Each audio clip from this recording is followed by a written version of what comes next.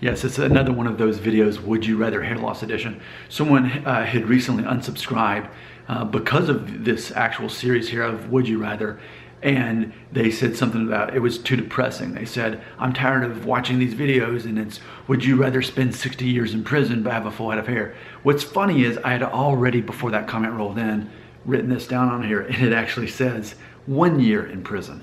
The concept is in most states in America, my understanding is if you commit a felony, you're going to be in prison for at least a year. That's my understanding of it in most states.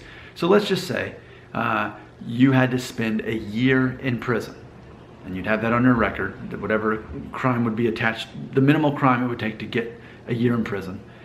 And not only would that follow you for the rest of your life on your criminal record, but also you'd have to actually spend a year in prison knowing that when you got out, you'd have a perfect head of hair for life.